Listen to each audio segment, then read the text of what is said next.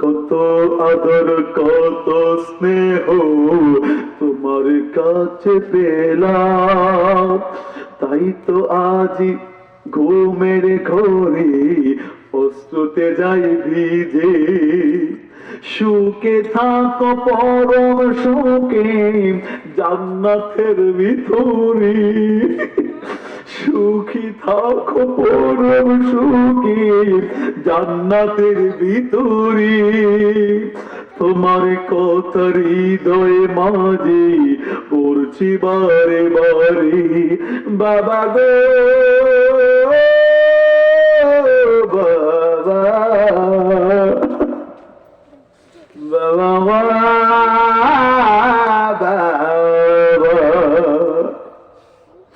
আরে বাবা না, আল্লাহ নবী বলেছেন তিরমিজি হাদিস, সালাতুন কাদ হারামাল্লাহু আলাইহিমুল জান্নাহ। নাম্বার 1 মুদমিনুল খামরি, নাম্বার 2 ওয়াল আকু, অর্থ পিতা মাতার অবাধ্যকারী সন্তানের জন্য জান্নাত হারাম। বাবারে, মার অবাধ্য হওয়া যাবে না, বাবা অবাধ্য হওয়া যাবে না। মাই তোমার জান্নাত, বাবাই তোমার জান্নাত। কথা বলেন ঠিক কিনা? এ বন্ধুরি বন্ধুরি, খুব মনোযোগ। দুনিয়া শেষ করে দেবো? 10 মিনিট চলবে? আর 10-15 মিনিট এরকম দুনিয়া বেশি দিনের নয়। বলেছিলাম আদম আলাইহিস সালামের কথা। শোনা কান্দার স্টেজে এক লোকে ওয়াজ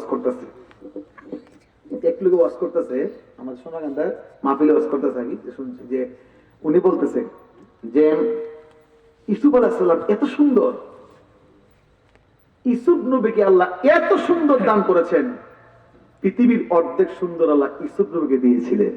সুবহানাল্লাহ, সুবহানাল্লাহ জোরে বলেন সুবহানাল্লাহ। তো ইউসুফ আলাইহিস সালামকে এত সুন্দর, মানে জুলেখার বান্ধবীরা ফল কাটতে যে আঙ্গুল কেটে ফেলেছে, ঠিক কিনা বলুন? যখন ইউসুফ নবীর এত সুনাম গাইলেন, সাথে সাথে এক বক্তা বললেন, হ্যাঁ হুজুর বন্ধ করেন। বলে কি? সাবধান, আপনি ইউসুফ নবীর প্রশংসা করতেছেন। আপনি বললেন ইউসুফ নবীকে আল্লাহ পৃথিবীর অর্ধেক সুন্দর দিয়েছে। আমি বলবো অসম্ভব। ইউসুফ নবী যত সুন্দর হোক না কেন, আমার নবীর চেয়ে ইউসুফ নবী সুন্দর হতে পারে না, পারে না, পারে না। ডান হাত করবো, ঠিক না বলে? ইউসুফ নবীর সুন্দর কথা বললে আমার নবীর কথা বলতে হবে। কথা বলেন, কথা বলেন। হ্যাঁ, আদম নবী করতে আইছে মিয়া। হাই আল্লাহ ইয়াহিবাল্লাহ দুনিয়া বিল মিহিল মুহাম্মাদের প্রথম হাদিসে বলছিলাম। এখানে আসছেন লম্মা করে কাল্লাউল আদম আলহামাহু আন ক্বালা ইয়া রাব্বি লিমা কান্না জানাবা মুহাম্মদ ওয়া ইয়া আদম ইফরাসাত ফারাফারাসু ফারআনুরা মুহাম্মাদিন সাল্লাল্লাহু আলাইহি ওয়াসাল্লাম ফি সুরাতিল আরশি মুআল্লা ফাকালা ইয়া রাব্বি মা হাযা নূর ক্বালা হাযা নূর নবিয়্যি মিন যুররিয়াতি ইসমুহু ফিস সামাই আহমদ ওয়া ফিল আরদি মুহাম্মদ লাউলা মুহাম্মাদুন লামা খালাকতুকা ওয়া মা খালাকতুস সামা والأرض والشمس والقمر والليل والجبال والجنة। চিৎকার দিয়ে সুবহানাল্লাহ। কষ্ট হচ্ছে আপনাদের? না, ভালো লাগতেছে। বন্ধু আমার মনে রাখবেন, নবীকে পেতে গেলে সুদ ঘুষ খাওয়া যাবে না। সুদ খাওয়া হালাল না হারাম? হারাম। জুড়ে বলুন, হালাল না হারাম? হারাম। ঘুষ খাওয়া হারাম। সিনেমা দেখা হারাম। মিথ্যা কথা বলা হারাম। মিথ্যা কথা বলা হারাম। জায়েজ, জায়েজ, জায়েজ না হারাম? হারাম। জায়েজ। মিথ্যা কথা বলা জায়েজ। দলিল মিশকাত শরীফ মূল কিতাব 428 পৃষ্ঠা। দলিল মিশকাত শরীফ মূল কিতাব 428 পৃষ্ঠার মধ্যে আল্লাহ হাবিব বলেছেন 3 জায়গা মিথ্যা কথা বলা জায়েজ। সুবহানাল্লাহ। কয় জায়গা? 3 জায়গা জায়েজ। বাকিগুলি কি হারাম? বাকিগুলি না জায়েজ। 3 জায়গা জায়েজ। সমাপরে লাস্টে কম ইনশাআল্লাহ, যদি খেয়াল করে দেন। পাশাপাশি আমলে আরেকটা দেয়া যায়। আবু দাউদ শরীফ জিলদে আউয়াল প্রথম খণ্ডে, সুনানে তিরমিজি জিলদে আউয়াল প্রথম খণ্ডের মধ্যে একটা হাদিস আসছে। সেই হাদিসটা 3টা কিতাবে হাদিসটা পেয়েছে। আমলটা বড় করে শুনেন। আল্লাহর হাবিব বলেছেন, হাদিসের মধ্যে লিখেছেন, যে ব্যক্তি ওযু করার পর আসমানের দিকে তাকাইয়া একবার যদি পড়ে ফেলে কালিমা শাহাদাত আশহাদু আল্লা ইলাহা ইল্লাল্লাহু ওয়াহদাহু লা শারীকা লাহু ওয়া আশহাদু আন্না মুহাম্মাদান আবদুহু ওয়া রাসূলুহু, যে ব্যক্তি ওযু করার পর আকাশের দিকে তাকাইয়া একবার কালিমা শাহাদাত যদি পাঠ করতে পারে, আল্লাহ রাব্বুল আলামিন ওই ব্যক্তির জন্য জান্নাতের 8টি দরজা টাস টাস করে খুলে দিবে। আমলটা করবেন? জি ইনশাআল্লাহ আমলটা করবেন? ইনশাআল্লাহ অনেকেই করবেন। ইনশাআল্লাহ আমরা ধনী হতে চাই কি চাই না? সবাই ধনী? চাই হ্যাঁ, ধনী কাকে বলে? আমরা মনে করি মনে হয় টাকা পয়সা 20 তলায় বিল্ডিং হলে ধনী, 10 তলায় বিল্ডিং হলে ধনী, হবিগঞ্জে 15 তলায় বিল্ডিং হলে ধনী না। ধনী কারা? আমি ঢাকাতে যেখানে জমা পড়াই, আমার একজন এই সেক্রেটারি 5টা ফ্ল্যাট। কটা? নাম বলে ইরফান মাতবর। তো শহরে মাতবর ডাকে, সন্ধ্যারে মাতবর। আমি বললাম মাতবর সাহেব, আমি তো জুমা পড়ে খতিব, বললাম আপনি 5টা ফ্ল্যাট, একটা ফ্ল্যাটও নাই এখন, ঘটনা কি? মানে 500 ফ্ল্যাট সরকারি জায়গা তৈরি গেছে সব ফ্ল্যাট। কেমন কোটিপতি, যিনি মাতবর, প্রাইভেট কার দিয়ে হাইওয়ে, যে প্রথম যে তার থাকার যে বাসা 3 তলা, মানে আলিশান। বললাম তখন আমি তো খতিব, হইতে কোনো ভয় নাই, জুমা একদিন, শুক্রবার একদিন নামাজ পড়াই। মাতবর সাহেব মান করেন না, আপনার 5টা ফ্ল্যাট একটাও নাই, কারণ কি? হুজুর কি করবো, মনের কথা, এটা কোন যেত না। আমি কেন আপনার ফ্ল্যাট নাই আমি কিন্তু জানি। আমি কি জানি লোকটা আবার আমার খুব ভক্ত, মধ্যে মাথায় চলে নেই, খুব ভক্ত। কেমন যায়?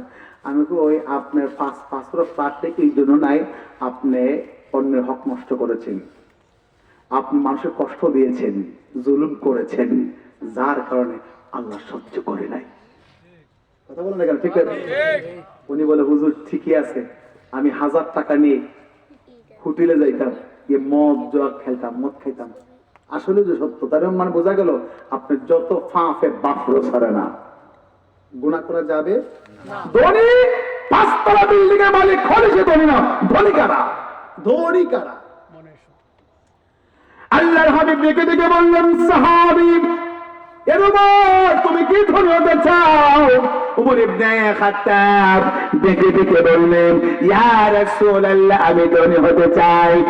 আল্লাহ নবী বললেন, উমর রে, তুমি যদি ধনী হতে চাও, তুমি যদি আজ থেকে দৈনিক 10 বার ইখলাস শরীফ, 10 বার কুল হু আল্লাহ যদি পাঠ করতে পারো, আল্লাহ রাব্বুল আলামিন তোমারে জান্নাতে বিশাল বড় একটা বাড়ির মালিক বানিয়ে দিবে।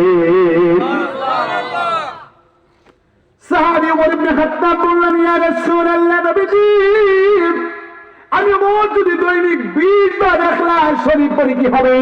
নবী আমার বলবে তুমি যদি দৈনিক 20 বার কুল হু আল্লাহ পাঠ করো, আল্লাহ রাব্বুল আলামিন জান্নাতে তোমারে 2টা বাড়ির মালিক বানিয়ে দিবে। এবার আমার নবী নিজে নিজে বলেন, উমর রে, এ উমর, আমার উম্মত দৈনিক 50 বার কুল হু আল্লাহ পড়লে জান্নাতে 5টা বাড়ির মালিক বানাবে, দৈনিক 100 বার কুল হু আল্লাহ পড়লে জান্নাতে আমার আল্লাহ 10টা মালিক বানিয়ে দেবে, অর্থাৎ প্রতি 10 বার সমান সমান জান্নাতে একটা বাড়ি। সুবহানাল্লাহ, যেটা বলেন না সুবহানাল্লাহ। 2টা আমল, তাহলে একটা শাহাদাত, 3 নাম্বার আমরা দৈনিক কমপক্ষে কতবার পড়বো কুল হু আল্লাহ? কমপক্ষে 10 বার। কমপক্ষে 10 বার, যেটা কমপক্ষে আশেক হতে নিয়ে আশেক হতে হবে। মনে রাখবেন, আমার খবরে কেউ যাবে না। এই দেখেন, আজকে আমার ভাই যে মাহফিল আয়োজন করেছেন, নায়েব আলী ভাই, আমি আগে চিনতাম না, আসলে চিনতাম না, পরে আইএসআরে দেখি আমার এই ভাই না কি জানি, হ্যাঁ, জালাল ভাই। আমি কিন্তু মূলত আমার এই ভাইয়ের কথা আইছে, মূলত সত্য কথা যেটা ভাবছি, কই যেতেছি কোনো কিচ্ছু না, কি কই যাইতেছে, হবিগঞ্জ ঠিক আছে, এলাকা ঠিক আছে, এখন কে দাওয়াত করলো? কারণ আমাদেরকে কিন্তু ওই যে ইউটিউব থেকে দাওয়াত করে, অনেক সময় ইউটিউব থেকে দাওয়াত করে, ভাবছে মনে কোনো ওই ইউটিউবে বক্তব্য করবে। আয়া তো দেখি হায়, কিন্তু সব দিয়ে আমার নিজের মানুষ, বলি না আলহামদুলিল্লাহ।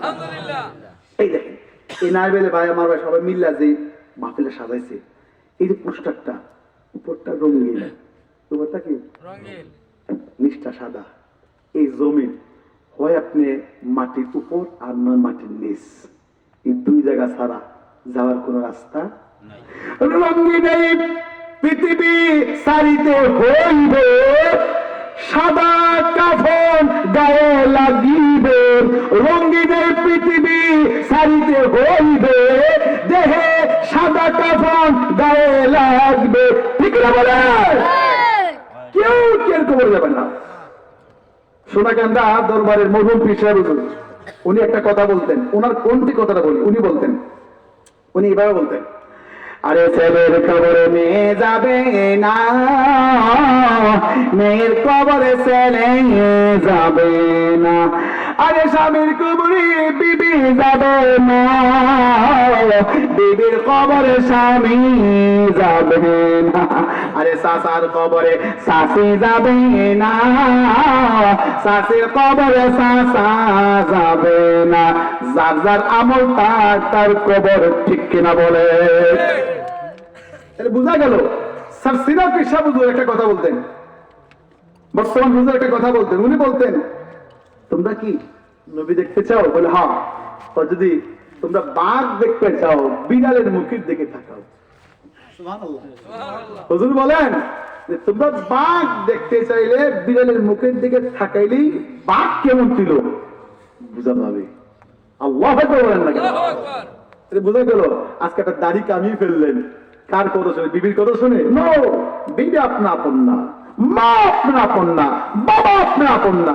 খোদার কসম, আপনি যদি আজকে মারা যান, আমার এই ভাই আজকে মারা গেলে যদি আমি বলি পর্দা আড়াল থেকে, ভাবি সাহেবা আজকে আমার ভাইটাকে রাখেন, উনি বলবেন মুফতি সাহেব যেখানে দেখেন চলে যান, এখানে আমার যা আমার তাড়াতাড়ি খবর শোন, আমার ডর লাগে, এই লাশ আমি ফারা দিতে পারতাম না। ঠিক, সত্য কথা। কথা বলেন না কেন? ঠিক। হ্যাঁ, এটাই সত্য, এটাই সত্য। যারা তুই নামাজ পড়লে পড়, না পড়লে না পড়, এটাই দূর পছন্দের ম্যাটার। মনে রাখবি, আমি যদি আল্লাহকে ভালো না বাসি কোনো অসুবিধা নাই, আমি আল্লাহকে ভালো না বাসলে আমার চেয়ে আরো কত ভালো বড় বান্দা আল্লাহকে ডাকার লেগে পাবো। কথা আমার ঠিক না বেটি? আমি আল্লাহকে বলে গেলে কিচ্ছু হবে না, তবে আমার ভয় হয় আমার আল্লাহ যদি আমারে বইলা যায়, আবার জাহান্নাম ছাড়া কোনো উপায় নাই। ঠিক কিনা বলে? তাহলে বোঝা গেল, আমার কবরে আমার মা যাবে না, বাপ যাবে না, ছেলে যাবে না, মেয়ে যাবে না, সন্তান যাবে না, কেউ যাবে না। এর হবিগঞ্জের মানুষ জবান খুলে বলুন, আমার কবরে মদিনার কামলিয়ার নবী যাবে কি যাবে না? আমার নবী কবরে যাবে কিনা? দুই হাত তুলবেন, নবী যাবে কি যাবে না? নারায়ে তাকবীর, নারায়ে রিসালাত। মানুষ কইলে আইতি আছে, আইতি আছে, বলি বলে আলহামদুলিল্লাহ, বলে আলহামদুলিল্লাহ। এটা সত্যি কথা। গতকাল আর আজকে সেম ঘটনা। গতকাল কাফিল তো হুজুর 10টা ওঠার কথা, হুজুর এসার মাইকদিল লিছে, এসার পরেই হুজুর মাইকদিল লিছে। আমি তো হাই রে, মানুষ তো পাইতাম না। হুজুর ধরার পরে আমি উঠছি, যে মানুষ চায় সবাই ভেঙে গেছি গা, তা বড় ছিল। শেষ পর্যন্ত দেখা গেল এমন একটা অবস্থা হয়েছে, ওটা আল্লাহ কবুল করছে ভরপুর। কবুল করছে কে? কবুল করছে কে? এই মাহফিলটা ছিল হাবিবিয়া দরবার শিব সাসিনার শাখা দরবার। যেই কথা বলেছিলাম, কেউ যাবে না আমার কবরে, কেউ যাবে না, আল্লাহর নবী যাবে।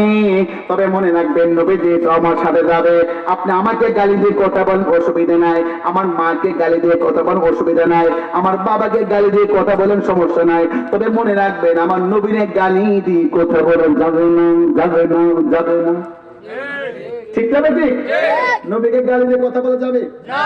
এই যুবক ভাইরা আওয়াজ দিয়ে বলুন, নবীকে গালি দিয়ে কথা বলা যাবে না। সবাই বলতে পারেন নাই? নবীকে গালি দিয়ে কথা বলা যাবে না। বিএনপি বুঝি না, আওয়ামী লীগ বুঝি না, জাতীয় পার্টি বুঝি না, জামাত বুঝি না, আমার মা বুঝি না, আমার বাবা বুঝি না, রাসূলকে গালি দিয়ে কথা বললে ছাড় দেওয়া যাবে না। হাত তুলুন, ছাড় দেওয়া যাবে? ছাড় দেওয়া যাবে?